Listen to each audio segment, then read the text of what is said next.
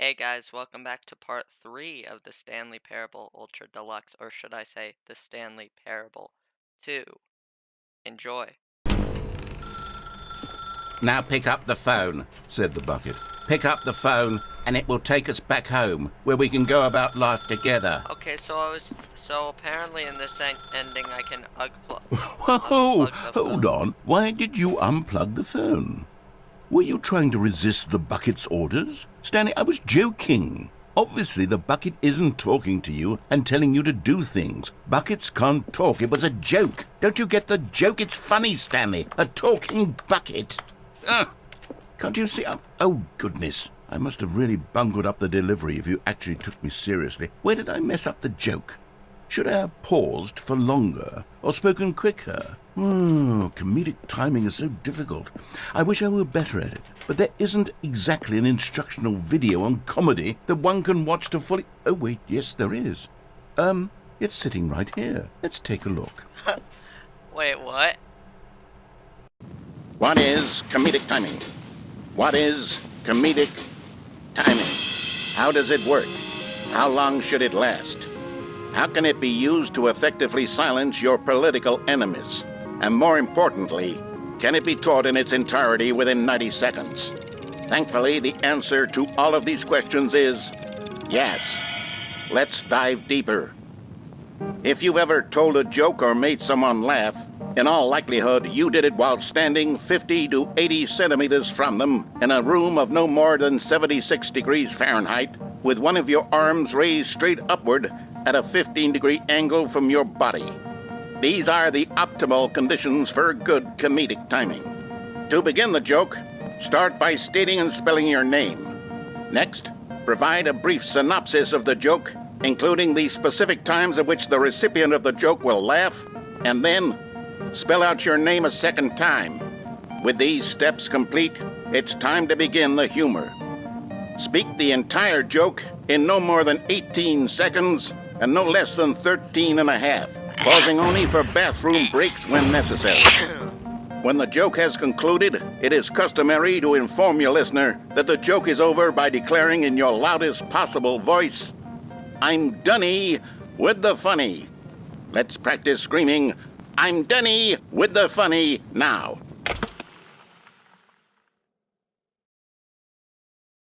Good. This saying is a perfect example of expectations management, which is the cornerstone of good comedy. Finally, it's time to hand out surveys. Collecting hard data from your audience on how rapt they were throughout the joke is the only way to grow or learn as a comedian. An effective survey should be no less than 10 pages long and should include the same question reprinted several times, just to ensure the survey taker is actually paying attention and not simply filling in answers at random. And that's all there is. With these strategies at your disposal, you'll have audiences doubled over in laughter and even tripled over in laughter in no time at all. Just remember to let them stop laughing at some point, you gut-busting little scamp. After all, we're each of us needed on the front lines of the war to fight the 12-legged invader who threaten our very existence and who very likely die in a hailstorm of bullets and mandibles. All of us must be prepared to give our lives to this noble cause, just as our children must do after us, and their children after them. Godspeed, and may Earth reign supreme. What? Hey, goodness, this video is a little outdated, isn't it? Well, no matter. I think the fundamentals of proper comedic timing are still as relevant today as they were back then. So with that in mind, I believe the only way forward is for us to return to the two doors and walk through all of this again, so I can try telling my story with more appropriate comedic delivery. Come along, let's head back.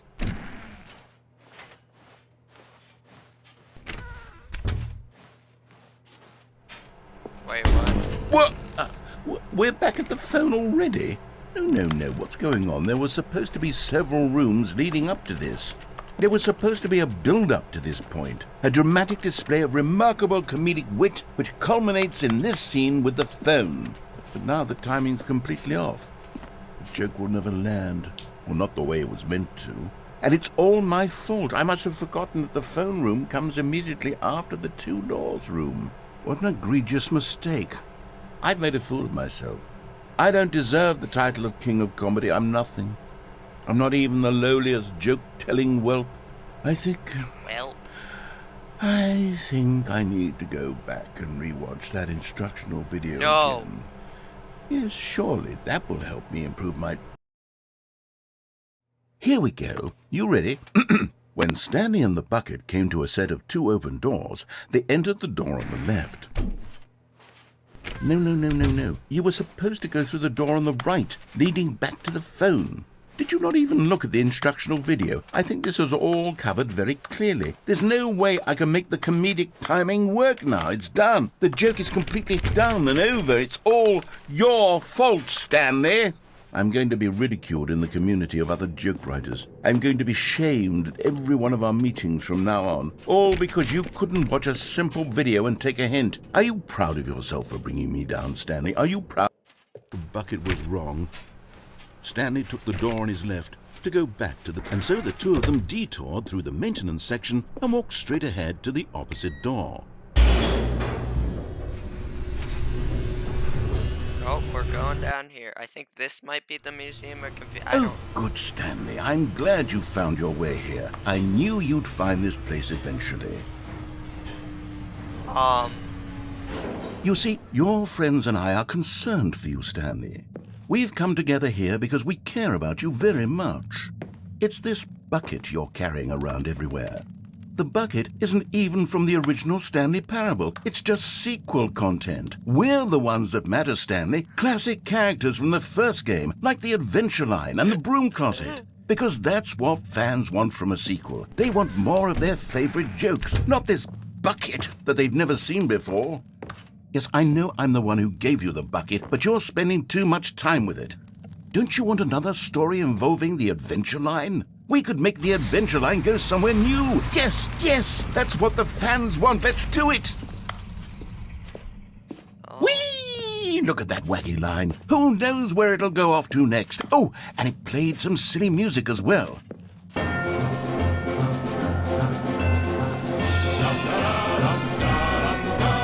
Now this is what the Stanley Parable is all about. Don't you remember all those great jokes from the original dialogue? Also, Stanley is addicted to drugs and hookers. Yes, it's as classic now as it was back then. Let's do it for the fans, Stanley. Let's give them more content exactly like this. But if we want to do that, you're going to have to give something up. No. Yeah, okay, fine. You've Don't you get it, me. Stanley? We need to get rid of the bucket. That's why I'm very proud to introduce a brand new character. This is the Bucket Destroyer. Oh. I think it'll make a wonderful new addition to the rich lore of the Stanley Parable. True, it also was not in the original game, but it's such a well-fleshed-out character with so much personality that to me it already feels as though it's been part of the cast all along. Don't you agree? Yes. Can you guess what the Bucket Destroyer does? Surely you don't need me to spell it out for you. Go ahead now, Stanley. Say goodbye to the bucket, and then pop it into the machine when you're ready. Oh, here it goes. Here goes nothing. Now listen to me. It's crucial that you give it the bucket. I don't know what the Bucket Destroyer will do if it can't destroy your bucket. Destroying buckets is all it knows. That is its singular personality trait. Sure, I can hear you saying, how does a character with only one personality trait deserve to join the pantheon of beloved Stanley Parable characters? Well, you see, if you were to really explore the Bucket Destroyer, you would see that its desire to crush buckets is so densely loaded with complexity and nuance that it's really like 10 personality traits. What other object in this game can you even say that about? The Broom Closet? Certainly not. I wonder what sort of Bucket Destroyer merchandise the fans will be clamoring for after this. Okay, the Bucket Destroyer is getting very upset now. You'll have to hurry and feed it. We can't get back to the classic Stanley Parable characters like the Adventure Line or the Bucket Destroyer until you crush that damn bucket. Quickly now, the fans are waiting. Do it, the fans, Stanley. Give the fans what they want. Hurry and... Oh my god.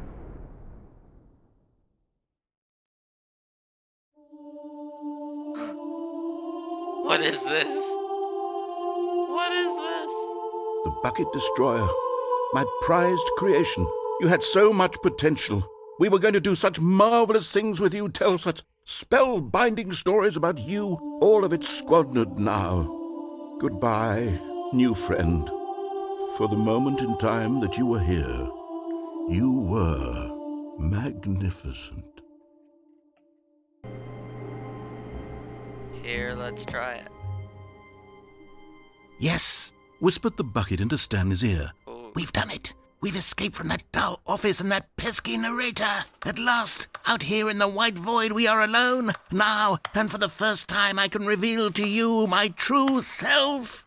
The bucket began to tell Stanley of its life and its history, of the countless wars it witnessed, desecrating the land and lives of untold numbers of innocent humans, and the bucket's own complicity therein, of sadness and regret, and the many years it spent dwelling on the actions it might have taken to curb the madness and the decay, if only it had been stronger, of hope and redemption, and its crusade to uplift the stock of life for the common man, to manifest justice where none existed, and the bittersweet reality of time, to see one's dreams and wishes met halfway, meted out in parcels like charity, and abandoned as soon as the warm glow of inspiration begins to dim. The opportunities to do so much more. There was so much it could have done, perhaps, the bucket wondered to itself. Perhaps if it had seen its own darkness with a clearer perception. This was way too much for Stanley. What are you talking about? He screamed. You're a bucket! To this, the bucket furrowed its brow. No, said the bucket. Not since the evil wizard Gambhorata first ensnared me in his machinations as payback for the sacred amulet I stole from his treasured vaults. I was young back then and could not conceive the ramifications of... No! Stanley screamed even louder this time. This is stupid! You are a bucket! This is so stupid! Why are we even doing this? As Stanley screamed and screamed and screamed, the bucket revealed its true form, transforming into a mighty beast of untold power, its fangs glistening like...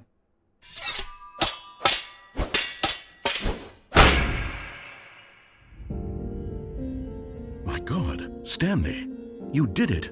You saved us from the bucket. Thank God you already had all 12 emblems of sages and knew the incantations to summon their true power. Otherwise, we would have easily been overwhelmed by the bucket's power. I'm speechless. You've demonstrated such bravery here today. Come, let's restart the game, and we'll agree to never again go trifling with this bucket, nor the dark magic cast away inside of it. And then, something occurred to Stanley. Maybe, he thought to himself, maybe I am crazy. He looked down at the bucket in his arms. Am I crazy? He asked the bucket. The bucket returned his gaze, but said nothing at all. That's strange, Stanley thought. Usually the bucket is a source of guidance and wisdom for me in difficult times such as these. He held the bucket close, yet felt none of its familiar reassurance and comfort. And that's when Stanley realized, this isn't my bucket. It's just a normal, everyday bucket. Someone else's bucket, perhaps. How did I end up with someone else's bucket? This is all terribly wrong. Surely no good would come from this. Who knows what sorts of bizarre hallucinations Stanley might experience without the psychologically grounding presence of his bucket. And indeed, now he noticed that the rooms were repeating, which was, of course, very odd.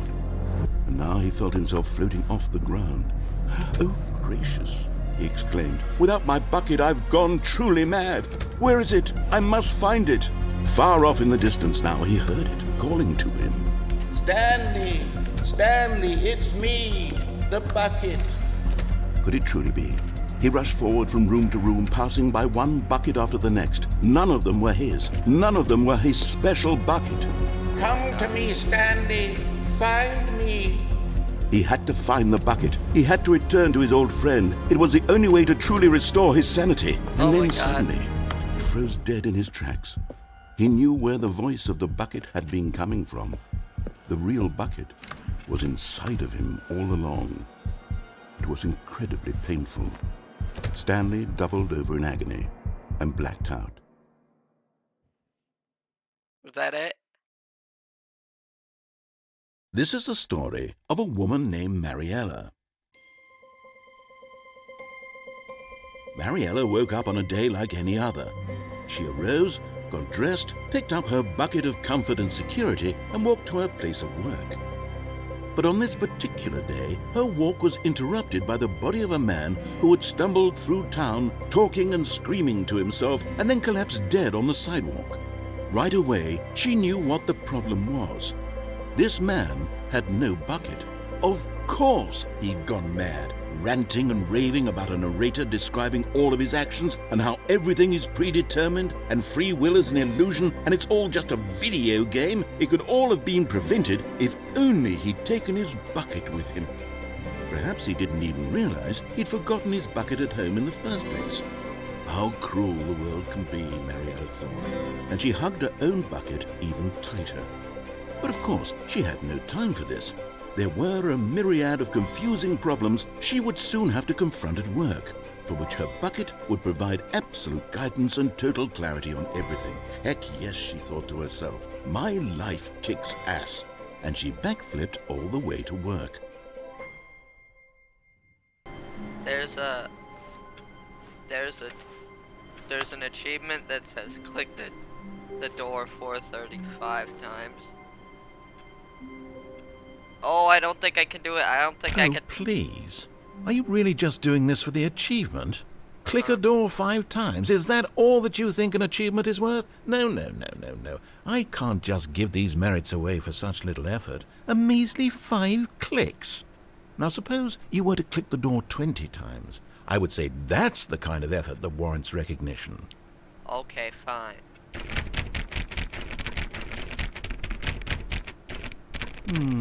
I have to say, I'm still not feeling the satisfaction of witnessing true effort for a noble cause. Perhaps 50 clicks will do it. Yes, almost certainly 50 clicks. It's been 50, right? No, I'm still not feeling it. I want this achievement to have meant something. It has to be a true reward for valiant effort. I want to see some hustle, Stanley. I want to see commitment, a willingness to go all the way, no matter what the cost. Why don't you go put 20 clicks into door number 417?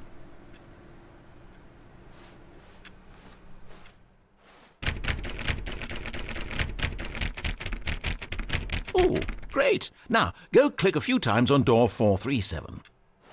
437? I have an auto clicker here. I'll just... Excellent. I think we're getting somewhere. Now, door 415. Let's give it 10 clicks or so. Now, back to door number 437. Let's see. How about you click on, well, I don't know, the copy machine? What?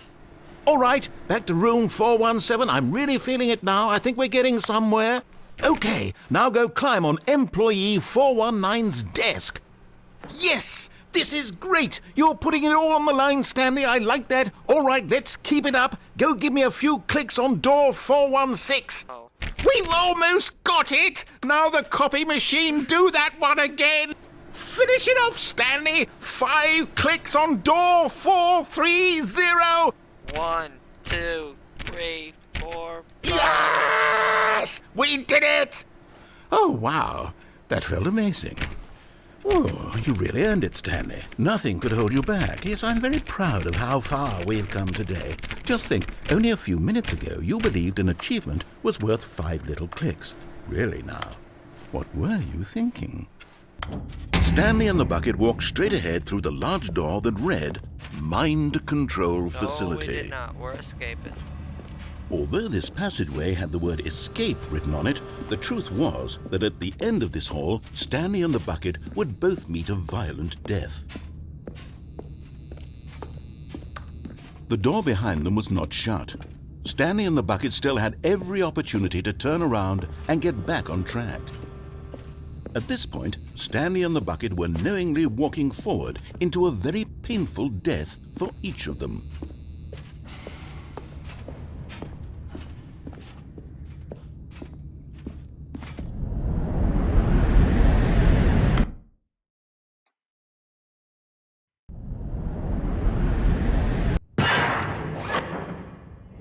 Okay, here we are.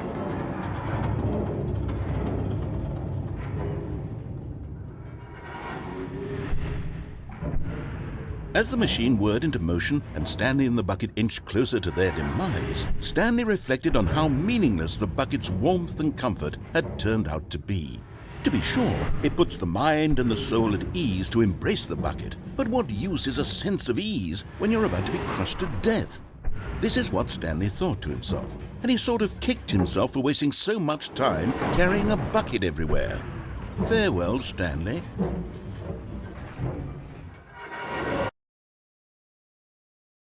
"Farewell, Stanley," cried the narrator, as Stanley and the bucket were led helplessly into the enormous metal jaws. In a single visceral instant, the bucket's life came to an end as it was crushed violently to death.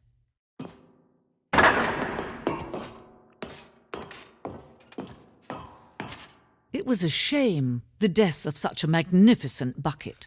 It's true that all buckets are radiant in their own way, but this one stood above the rest. It was a glorious bucket to behold. Oh no! The bucket. No man can own a bucket, and certainly not a bucket as dazzling to behold as this one. It is man who should kneel before the bucket.